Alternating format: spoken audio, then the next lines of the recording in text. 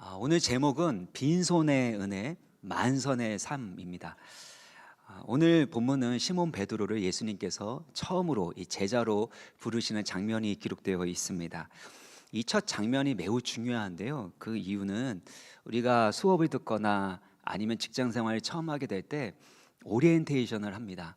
오리엔테이션을 통해서 이 학교 수업에서 제일 중요한 것이 무엇인지, 그리고 수업하게 될 그 방향과 또 목적은 무엇인지, 또 무엇을 주의해야 되는지, 직장 생활도 마찬가지고요. 그 오리엔테이션을 통해서 가장 중요한 것, 방향과 목적을 알 수 있는 것처럼 오늘 시몬 베드로를 부르시는 하나님의 이 손길 가운데 제자로 살아가는 삶이 어떠한 삶인지가 잘 나와 있습니다. 특히 8절을 보시면 시몬 베드로다 이렇게 표현이 나와 있는데요. 누가복음에서는 독특한 표현입니다. 시몬이면 시몬이고 또 베드로면 베드로지, 이 시몬 베드로라는 표현은 누가복음에서 여기에만 등장합니다. 이전에 시몬은 예수님을 이전에도 만났습니다. 그리고 만났을 때 게바, 반석, 이 베드로라는 이름을 예수님께서 붙여 주셨습니다. 그리고 나서 다시금 예수님이 제자로 처음으로 이렇게 부르시는 장면인데요. 성질 급하고 미성숙한 이 시몬이 이제는 반석 같은 예수님의 제자 이제 베드로로 변화되고 성장하게 되는 첫 출발이 여기에 기록되어 있기 때문에 이 시몬 베드로라는 표현이 매우 중요합니다. 그래서 오늘 본문을 통해서 예수님을 따라가는 제자의 길이 무엇인지, 제자도가 무엇인지를 좀 살펴보고자 합니다. 1절을 보면요, 수많은 사람들이 게네사렛 호숫가에 계시는 예수님께로 몰려들게 됩니다. 예수님께서는 그곳에서 말씀을 가르치십니다. 이때 해풍이 불었던 것 같아요.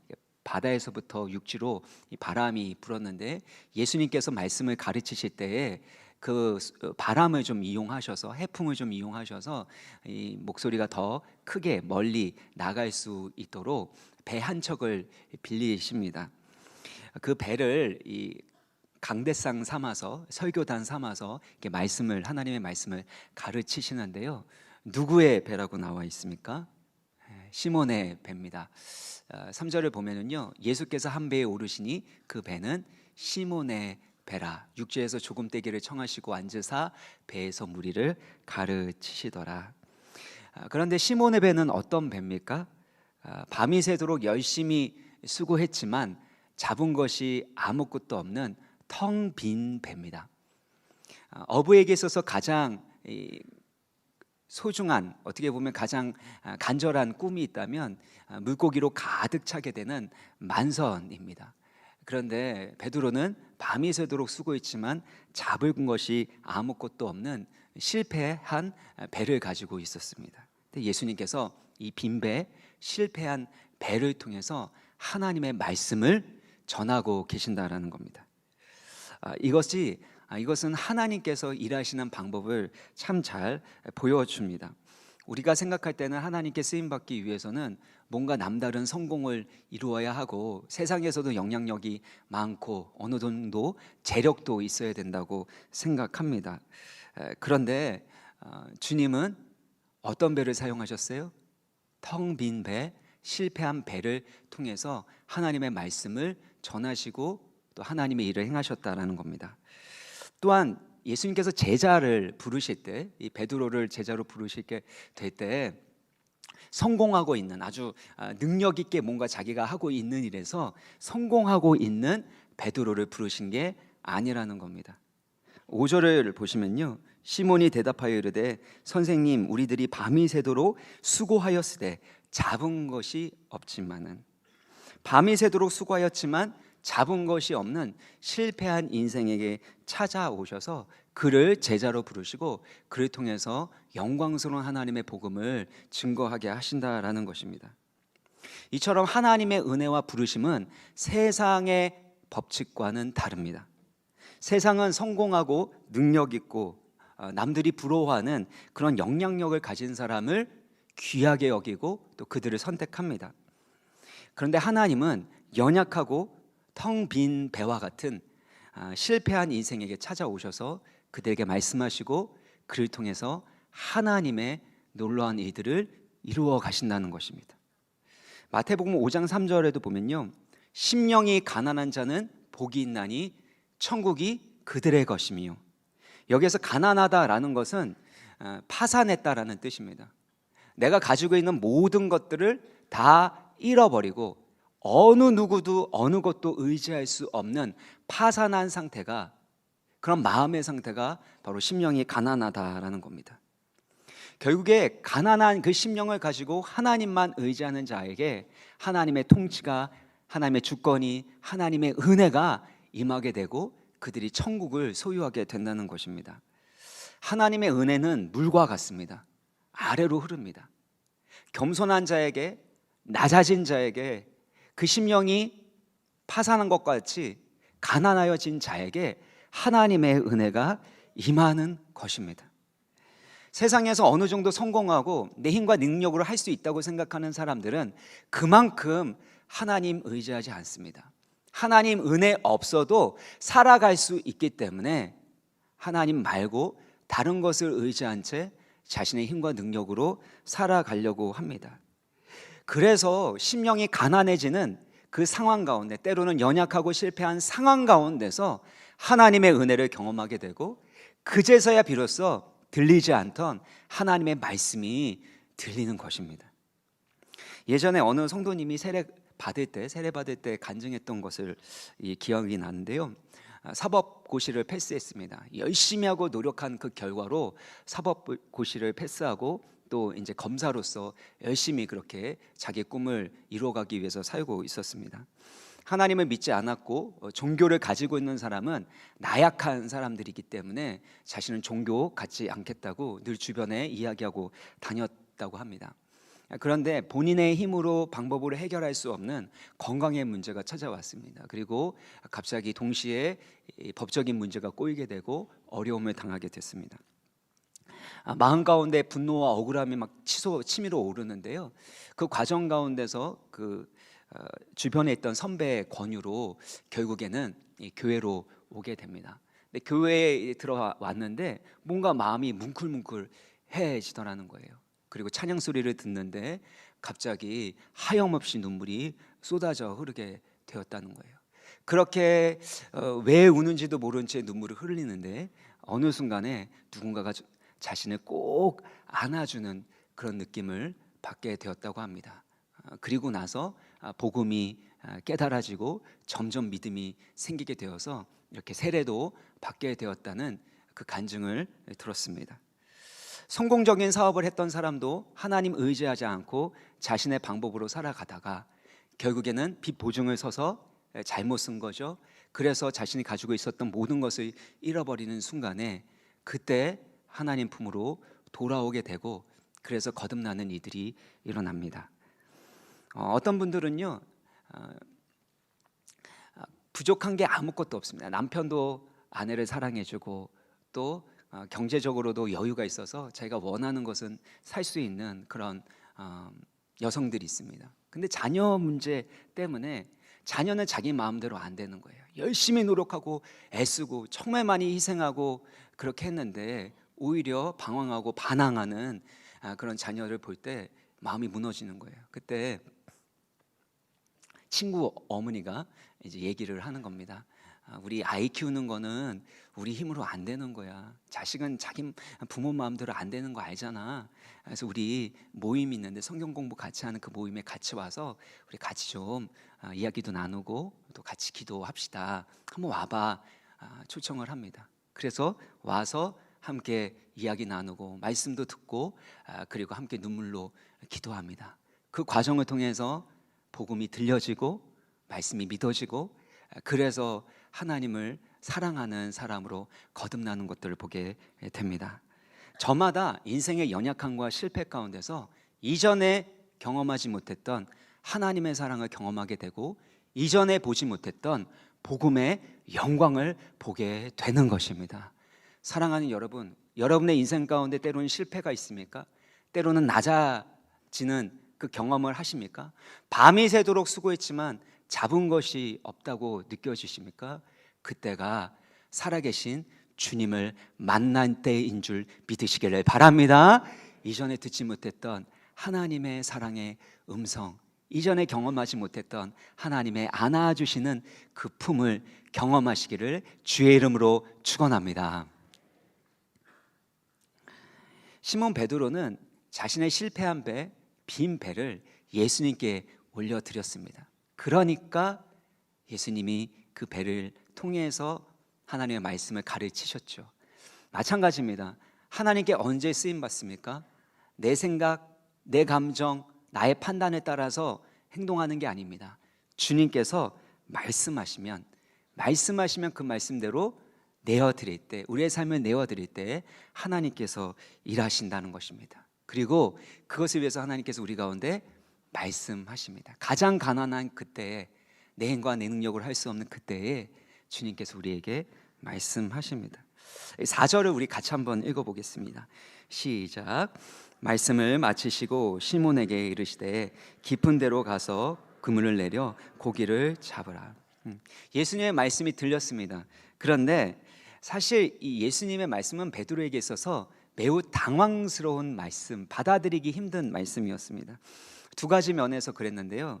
첫 번째는 갈릴리 호수에서는 보통 물고기를 잡을 때 밤에 잡았습니다. 밤에. 그래서 이 물고기 잡는 일을 밤에 했는데, 근데 보통 깊은 곳에 가서 그물을 내려서 잡았는데 오전이 되었을 때는, 그때는 깊은 곳에 물고기가 없었습니다.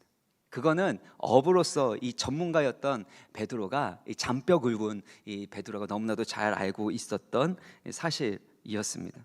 그리고 타이밍도 별로 좋지 않았어요. 만약에 이 그물을 씻는, 그물을 이렇게 정리하는 그 일을 하기 전에 한 번만, 밤새도록 고생 많았는데 한 번만 더 한번 그물 던져보자 라고 말씀하셨으면 해볼 만한데, 예수님께서 오랜 시간 말씀하시거든요. 보통 예수님 이게 말씀하시다가 그 배고파질 정도까지 말씀하시니까 예수 말씀이 좀 길거든요. 그러니까 그물 손질도 거의 다 했을 거란 말입니다. 근데 그물 손질 끝나자마자 이제 다시 한번 깊은 곳에, 그것도 잡히지도 않는 곳에 그물을 던져서 고기 잡으라고 하니까 타이밍상으로도 맞지가 않는 거죠.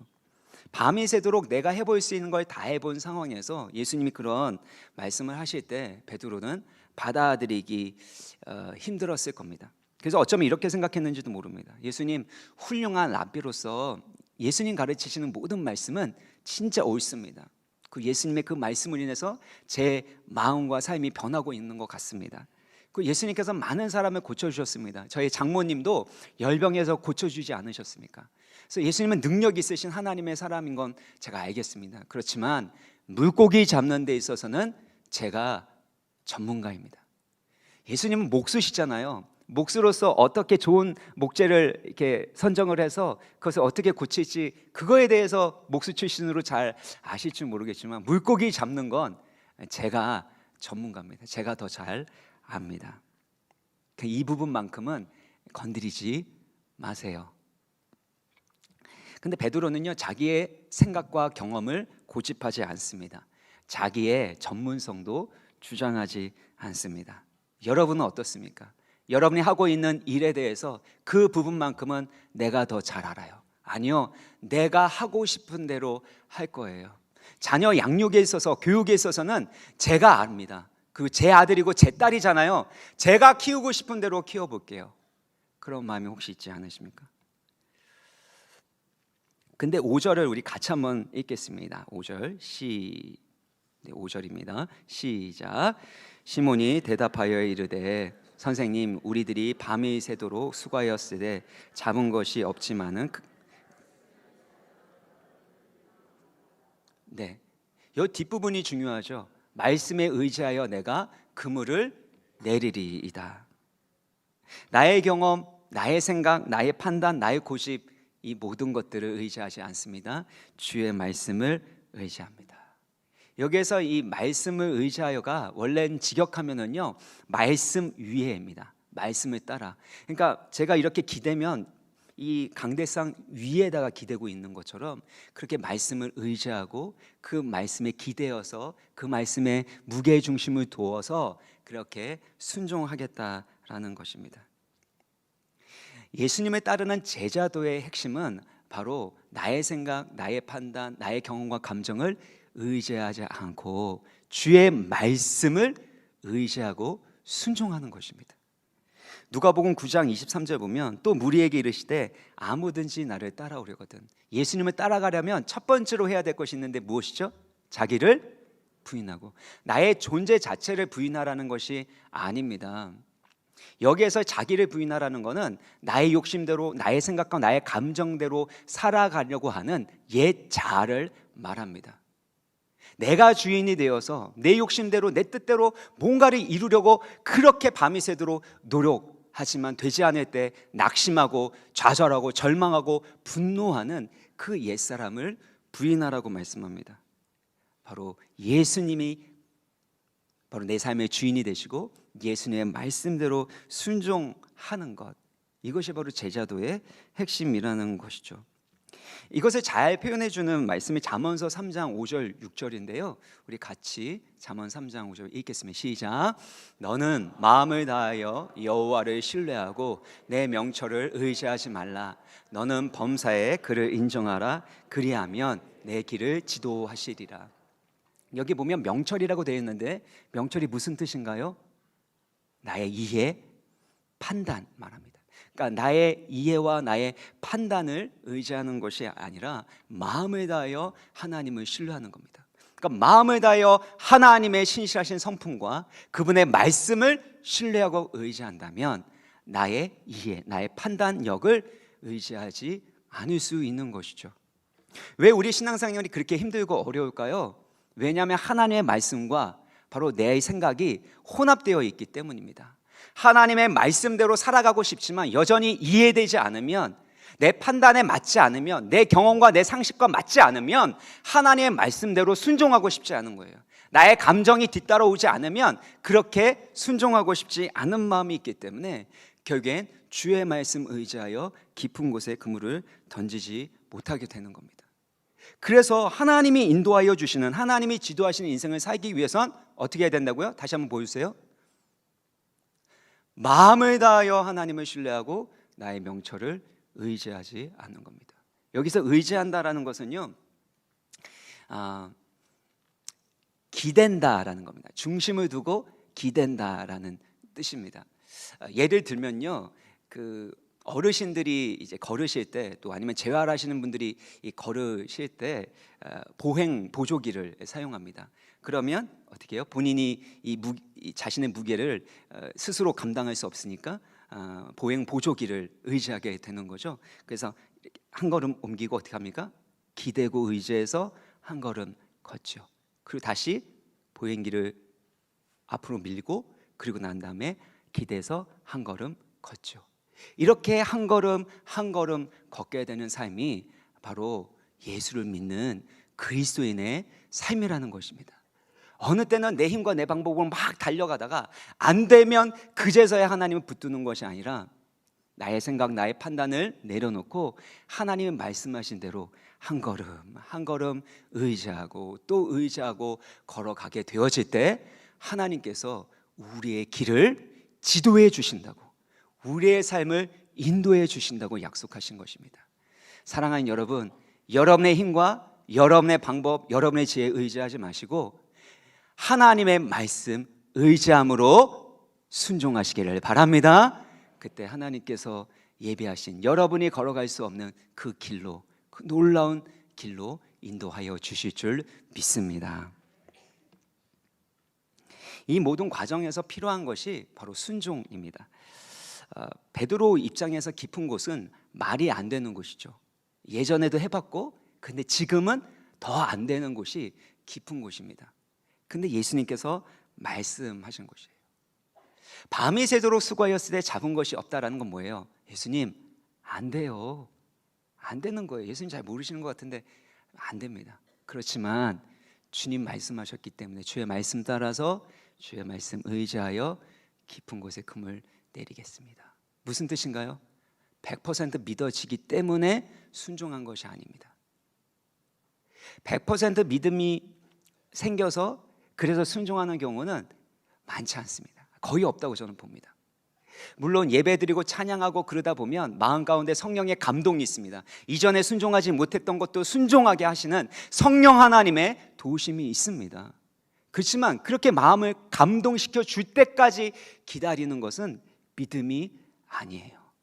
100% 믿어지지 않을지라도, 마음이 지금 내키지 않을지라도 그래도 하나님 말씀 앞에 엎드리고 그 말씀대로 순종하게 될 때, 그때 내가 할 수 없는 그 일을 행하시는 하나님의 능력과 영광을 보게 될 줄 믿으시기를 바랍니다. 그래서 여러분, 순종하셔야 돼요.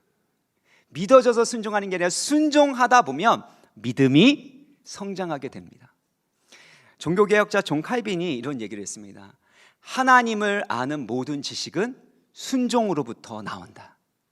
우리가 어떻게 하나님을 알 수 있다고요? 순종하게 될 때, 그때 우리는 하나님을 알게 된다라는 겁니다.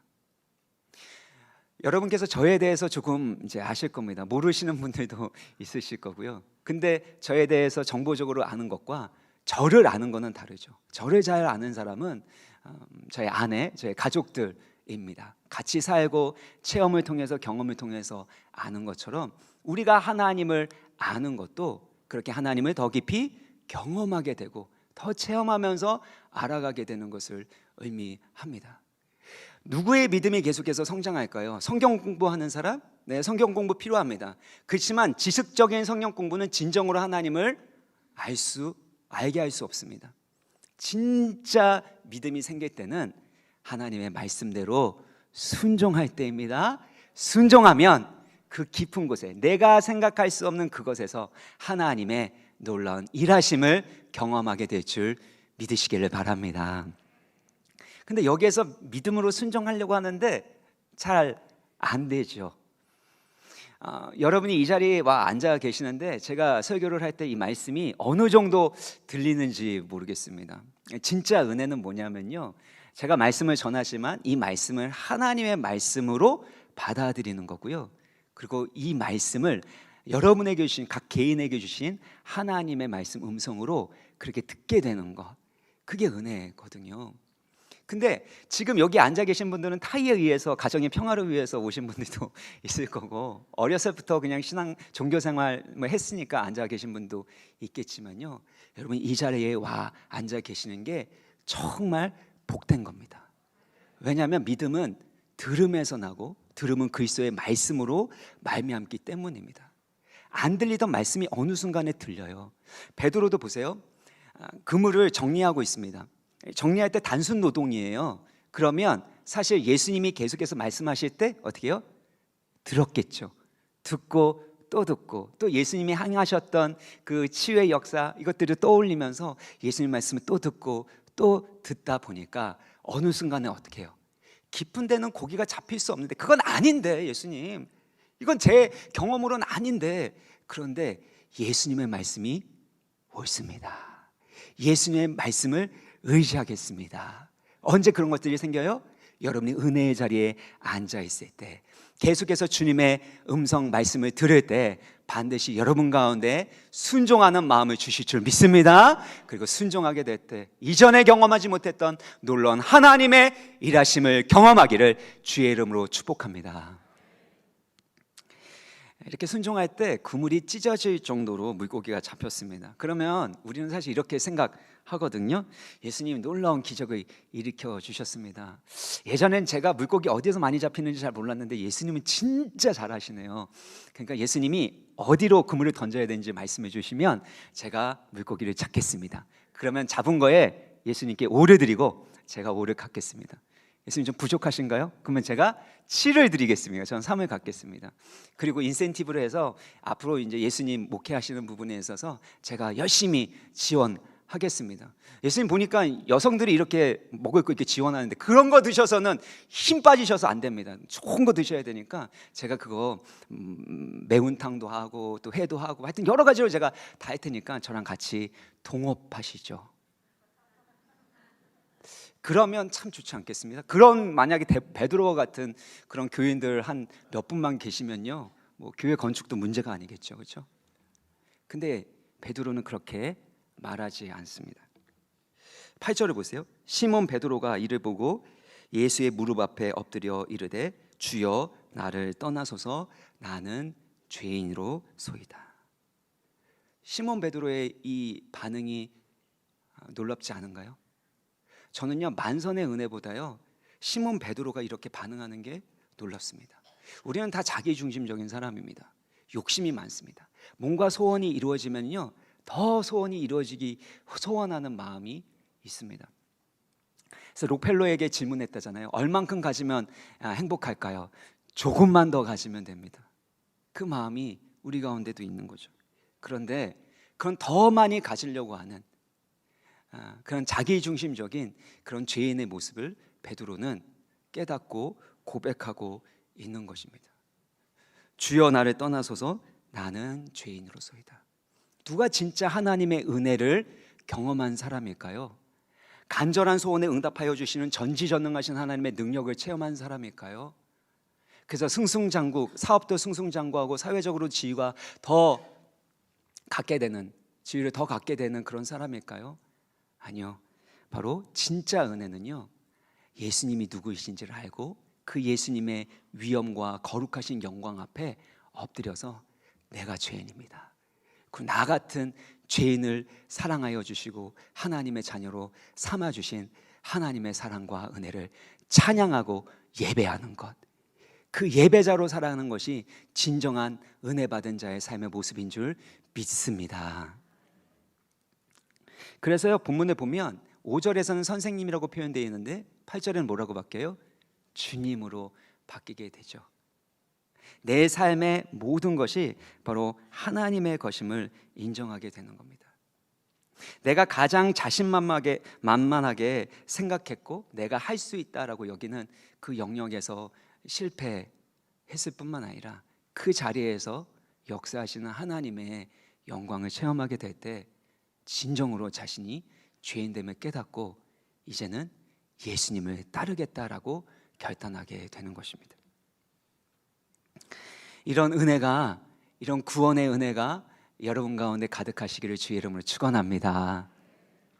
근데 이 은혜를 받은 사람에게 주시는 값진 선물과 보물이 있는데요, 그것은 사명입니다. 10절을 우리 같이 읽겠습니다. 10절 시작. 예수께서 시몬에게 이르시되 무서워하지 말라, 이제 후로는 내가 사람을 취하리라. 베드로는 직업적으로 성공했습니다. 만선을 경험했습니다. 돈도 많이 벌었습니다. 그런데 예수님께서는 베드로 하여금 더 많이 돈 벌도록 그렇게 허락하시지 않습니다. 이제는 사람을 취하는, 사람을 낚는 어부가 되게 하신다라는 겁니다. 왜 그럴까요? 진정한 성공을 주시기 원하시기 때문입니다. 진정한 성공은 내가 누구인지 알게 될 때 그때 그 성공을 추구할 수 있습니다. 제가 미국에서 공부할 때 그 교수님이요, 오리엔테이션 시간이나 이렇게 가르치실 때마다 이 소개를 할 때요, 바다 낚시를 좋아하셨거든요. 그래서 바다 낚시 한 데서 물고기 잡은 거 진짜 크더라고요. 그 교수님만큼 큰 물고기를 잡은 것을 이제 자랑을 하시더라고요. 근데 제가 그거 보면서 그런 생각이 들었습니다. 이 교수님이 낚시는 정말 잘하시는데 이 교수로서 학문적인 능력이 없고 성과가 없고 또 학생들이 잘 가르치지 못한다면 그게 성공일까? 물론 그 교수님이 뭐 그렇다는 얘기는 아닌데요, 마찬가지입니다. 저희가 하고 있는 일에서 진정한 성공은 돈 자체를 많이 버는 게 아닙니다. 사회적 지위가 올라가는 데 있지 않습니다. 하나님이 여러분 한 사람 한 사람을 누구로 부르셨는가? 여러분이 하나님의 사랑받는 존귀한 자녀라면 여러분은 하나님 자녀답게 살아가는 것이 진정한 성공인 줄 믿습니다. 여러분이 하나님의 형상대로 지음받았다면 하나님의 형상을 드러내는, 하나님의 선하심과 아름다움과 그 성품을 드러내는 삶을 살아가는 것이, 그것이 진정한 성공이라는 겁니다. 하나님 우리 가운데 주시는 사명은요, 사람을 살리는 겁니다. 사람을 얻는 것입니다. 돈을 더 많이 버는 것이 아니라 사회적 지위가 더 올라가고 영향력이 더 커져서 내 존재 자체가 더 커지는 것이 아니라 나를 통해서 잃어버린 한 영혼 한 영혼이 살아나는 것이고 그 영혼이 치유받는 것이고 구원받는 것이고 그 사람을 통해서 또 다른 사람이 살아나는 것이라는 겁니다. 그래서 하나님이 여러분을 누구로 부르셨는지를 기억하셨으면 좋겠어요. 여러분은 사람을 살리는, 사람을 낚는 어부로 예수님의 제자로 부르심을 받았음을 기억하시기를 바랍니다.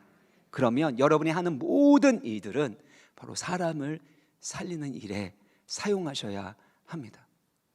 그렇다 그래서 여러분이 하고 계시는 그 일이 중요하지 않다, 의미 없다는 게 아닙니다. 여러분 하고 있는 일들이 다 내려놓고 그냥 다 신학교 가셔서 목사 하시고 선교사 하시고 그런 의미가 전혀 아닙니다. 여러분이 하고 있는 일터가 선교지라는 것입니다. 여러분이 공부하고 있는 그 캠퍼스가 바로 사람을 살리는 선교지라는 겁니다. 여러분의 가정이 그냥 행복하게 지내면 좋을 그냥 단순한 소망의 그냥 항구, 행복의 항구가 아니라 바로 선교지라는 겁니다. 그래서 내가 원하는 행복을 가정에서 얻으려고 하고 내가 원하는 방식대로 자녀를 양육하려고 하는 것이 아니라 바로 하나님의 형상답게 살아갈 수 있도록 그렇게 돕고 사랑하고 섬기는 것, 그것이 바로 여러분에게 주신 하나님의 사명이라는 것입니다. 사랑하는 여러분, 여러분은 그 선교적 사명을 따라 살아가고 계십니까? 사람을 살리는 삶을 살아가실 때 반드시 하나님께서 더 큰 만선의 은혜와 기적을 베풀어 주실 줄 믿으시기를 바랍니다. 그러므로 우리 인생의 모든 것들은 바로 사람을 살리고 복음을 증거하고 하나님 나라를 확장하는 데 있습니다. 제가 암투병 하시는 이 권사님을 만나게 되었습니다. 그 전에도 꼭 만나 뵙고 싶었는데 암투병하고 계시는 그 과정에서도 복음을 계속해서 전도하시는 분이셨거든요. 그래서 만나서 제가 여쭤봤습니다. 이 암 수술도 하시고 또 계속해서 항암 치료도 받으시고 그럼 몸이 너무나도 힘드실 텐데 어떻게 이렇게 전도를 하십니까? 그랬더니 이 권사님이요, 자기가 이렇게 살아오면서 또 이 치료를 받는 과정 가운데 내가 왜 더 살아야 될까 이것들을 생각해 봤대요. 그랬더니 나에게 사명이 있기 때문이구나. 내가 하나님의 은혜로 구원받았고 하나님 자녀 됐기 때문에 죽어도 천국 가지만 하나님께서 더 살려주시는 이유가 있다면 복음 증거하라고 이 사명 때문에 그러시는 거구나 이런 생각이 들었대요. 그래서 몸이 너무나도 힘들고 이 항암 치료 받은 다음에 몸이 깔아앉고 아픈데 그때 오히려 내가 살려면 복음을 증거해야 되겠다고 해서 전도지를 들고 나가서 전도를 하셨다라는 겁니다. 근데 참 신기한 것은 그렇게 순종함으로 그 사명에 따라서 전도로 나가면 하나님이 오히려 힘을 주신대요. 그렇게 항암 치료할 때 힘들고 고통스러웠는데 마음 가운데 기쁨이 생기고 살아갈 이유가, 행복이 막 밀려오게 되었다라는 것입니다. 그래서 제가 그 말씀을 들으면서 너무 존경스러워서 진짜 권사님 제가 존경합니다 그렇게 표현했더니 그분이 말씀하시더라고요. 목사님, 제가 살려고 전도하는 겁니다 그렇게 말씀하시더라고요. 제가 그 말씀, 그 권사님 뵈면서요 참 많이 마음 가운데 감동을 받고 또 존경하는 마음이 있는데요, 여러분이 살아가는 삶의 이유와 목적은 무엇입니까?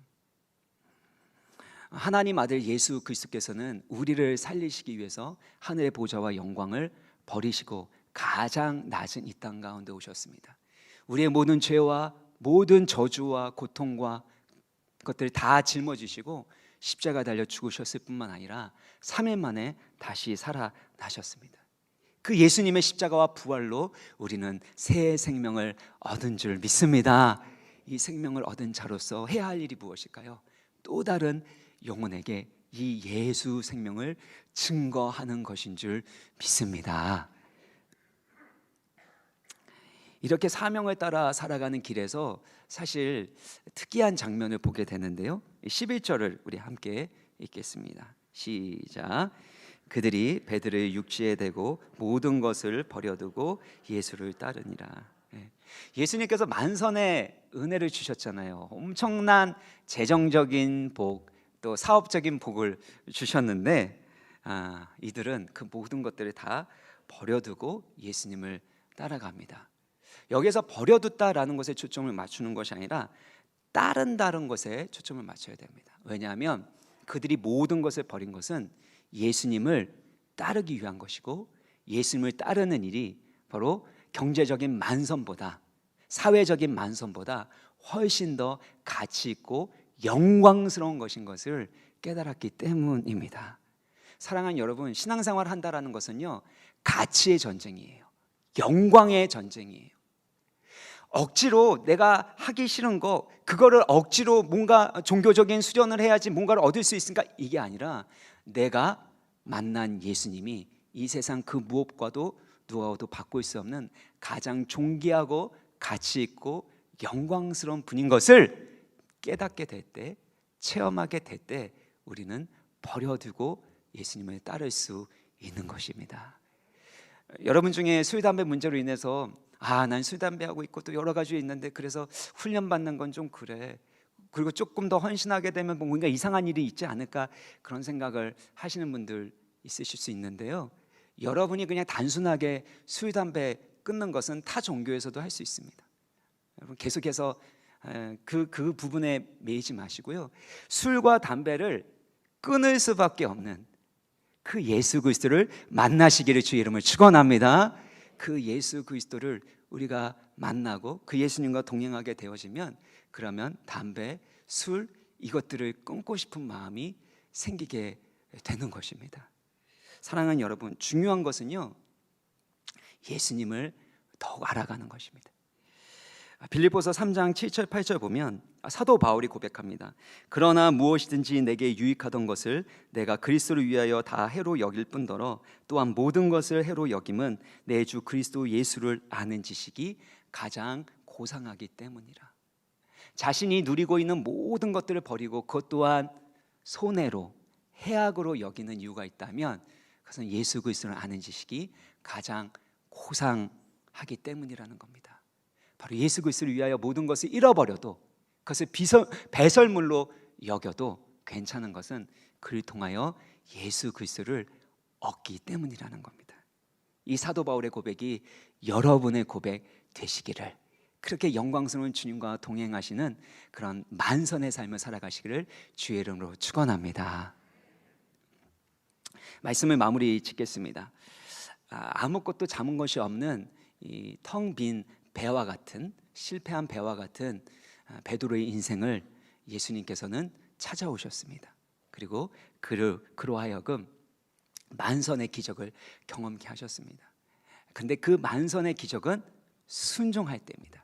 주의 말씀을 의지하여 순종하게 되어질 때 바로 우리가 생각하지 못했던 놀라운 하나님의 역사가 일어나게 됩니다. 그리고 그것을 주시는 이유는 바로 하나님을 예배하고 또 하나님 주신 사명을 따라 살기 위한 것인데요, 예수님을 따라가는 그 길은 우리가 경제적인 만선, 사회적인 만선, 관계적인 그런 만선과 풍성함을 누리는 것보다 훨씬 더 풍요롭고 가치 있고 행복한 것입니다. 요한복음 10장 10절을 보면요, 도둑이 오는 것은 도둑질하고 죽이고 멸망시키려는 것뿐이요. 그 다음에 같이 읽겠습니다. 시작. 내가 온 것은 양으로 생명을 얻게 하고 더 풍성히 얻게 하려 하시라. 예수님께서 오신 목적은 우리 가운데 영원한 생명을 주시기 위함을 믿습니다. 뿐만 아니라 그 생명이 풍성해지는 겁니다. 풍성해지는 겁니다. 여러분, 생명을 얻는다고 환경이 바뀐가요? 아닙니다. 생명 얻어도요, 환경은 여전히 어렵고 힘들 수 있어요. 근데 어렵고 힘든 그 환경을 이겨나갈 수 있는 생명력이, 소망이 바로 우리 가운데 역사하기 시작한다라는 겁니다. 근데 이 소망을 따라, 이 생명을 따라 순종하게 되면 무엇도 바뀔까요? 나의 삶과 관계와 모든 것 가운데 하나님이 주시는 풍성함, 내 힘과 내 능력으로 할 수 없는 그 일을 행하시는 그 하나님의 풍성하신 은혜와 사랑과 능력을 체험하게 되시는 것입니다. 그러면 여러분, 노력해도 되지 않을 때, 그때 노력해도 되지 않을 때, 그때는 더 노력할 때가 아닙니다. 그때는 주의 말씀 의지하여 더 순종할 때인 줄 믿으시기를 바랍니다. 더 순종하기를 힘쓰세요. 사명을 위하여 그 권사님처럼 힘써 살아가십시오. 그럼 반드시 주님이 생명력을 주실 뿐만 아니라 그 생명의 풍성함을 누리게 하여 주실 줄 믿습니다.